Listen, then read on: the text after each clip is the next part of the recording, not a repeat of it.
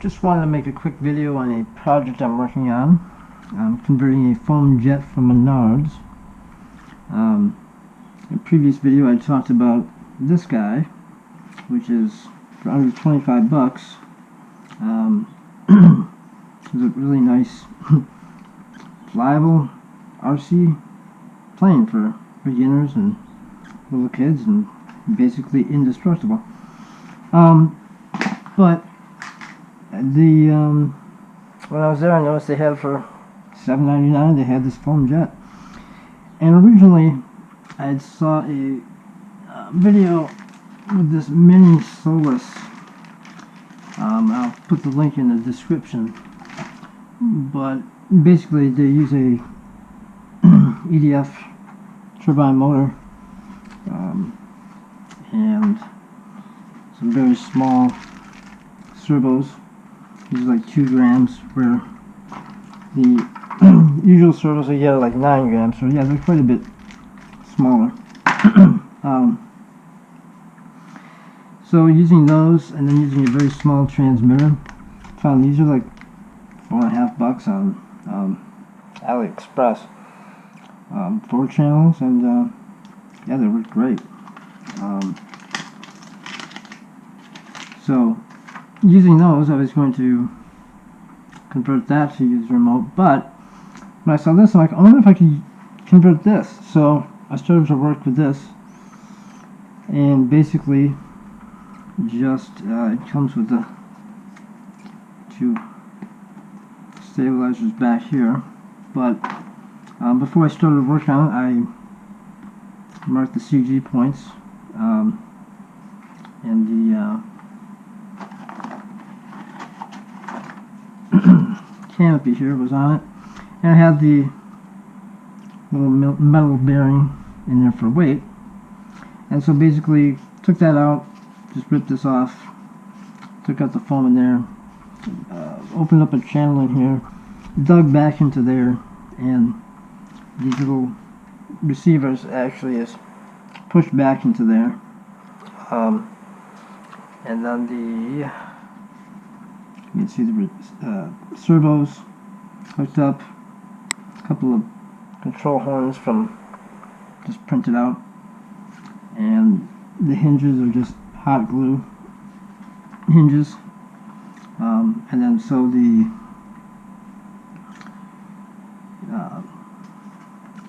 turbine engine and the ESC is right here, and the battery connectors right there,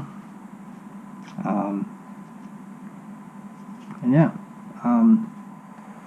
I don't know if this is going to even work. I don't know if this is going to have enough thrust. I mean, that in the video, it's got way bigger wingspan, so it's going to have better lift. This might not even work. I don't even know. So I might be doing all this work for nothing, but we'll see. Yeah, it uses these little 300 milliamp batteries. I had to put a XT30 connector on there, as well as on the ESC part here. Yeah, it works well with the the iRange. I have the iRange multi-module in here, and just uses the AF HD 2S protocol.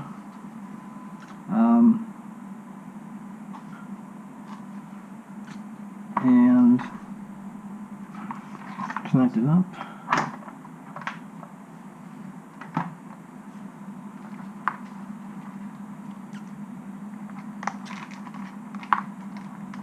Didn't leave myself much room, but there we go. You can see the blue light.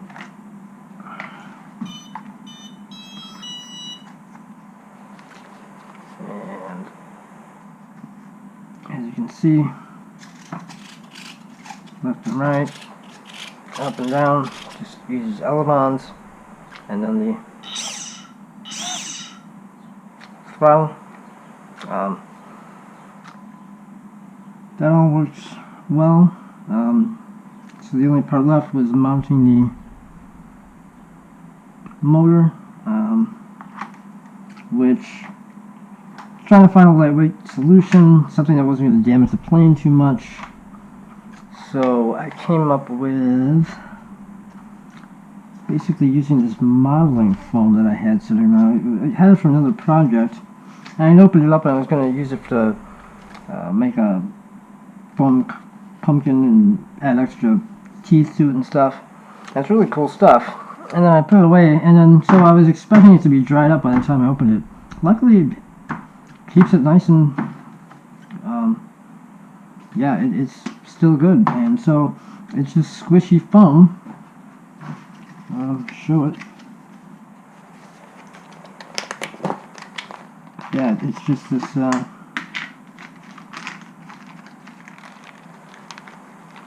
it's very squishy, and it just, you can mold it into whatever shape you want, which is great.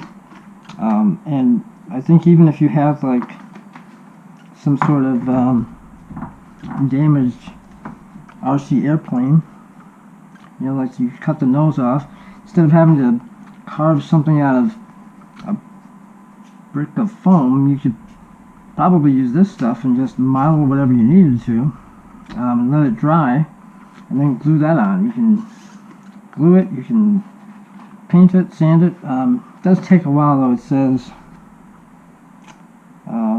48 hours to dry. So, and yeah, but it dries and it becomes, it's still somewhat flexible and it's still soft. This one's been sitting for about 15 hours.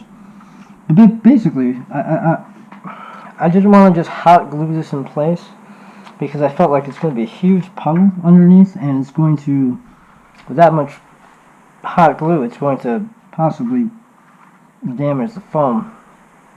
So I figured this stuff, and it's so light, just it weighs nothing. Just basically I put a piece here, and then I just put this on top, and then just let this sit, and I let it sit for, you know, overnight. And this morning I pulled it off so the rest of it should dry. But yeah, basically it's just gonna, you know, sit here, and that way it's got more surface area touching both the both the plane and the engine. And like I said, not a huge amount of glue, so I'm just going to glue this to the engine and then glue this to the plane, and because it's so form-fitting, it's just going to be a nice thin layer of glue, and it's going to adhere very well. So hopefully that'll work, and again, keeps the weight very low. I weighed it, it was about, with the battery in it, it was 88 grams. So we'll see. This thing's supposed to do 100 grams of thrust when you have this collet on there. Yeah, well, after I mount this, I will take it out and test it, and we'll see how it goes.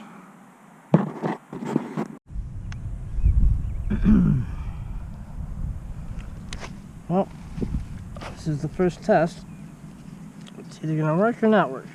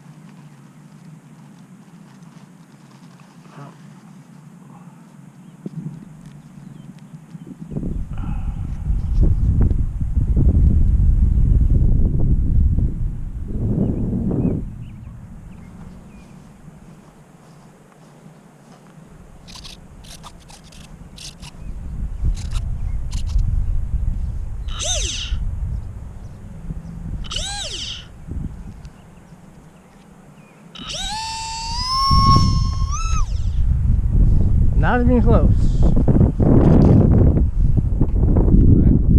Need a little upper trim.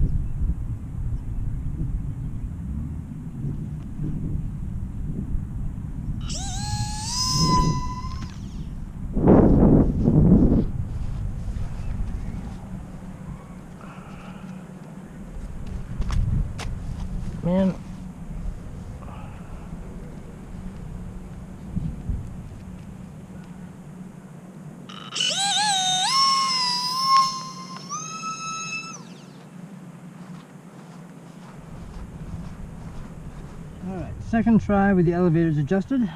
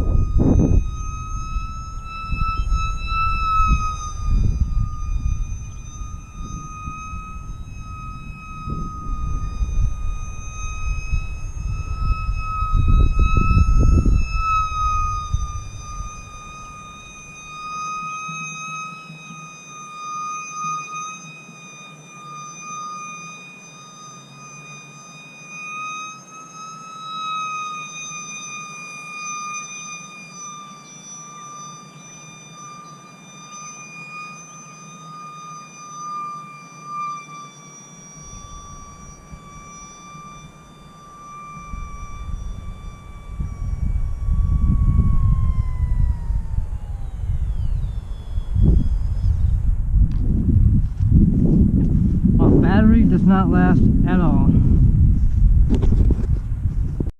Well, I mean, took a full nosedive right into the ground and did absolutely nothing to it at all. No damage. Motor not even phased at all. I mean, yeah, everything's just not even wrinkled foam or anything. So being as light as it is means it's indestructible. However, being as light as it is means can't fly in any kind of wind, and the wind just picked up again, and I'll have to wait for a calm day for a better test of the battery life.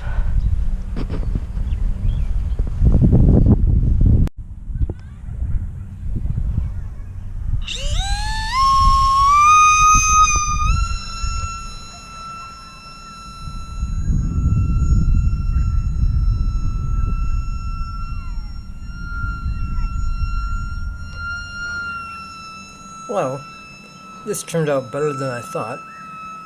It's quite a bit faster and more agile than the Sonic Flyer I reviewed in my last video, which uses the exact same foam body. Of course, with that speed comes a trade-off. The battery doesn't last as long. I'm using some 300 milliamp ones, but I'm going to try some 380s. This actually turned out to be a great trainer plane for faster delta-wing planes with elevons for controls, given that it's practically indestructible.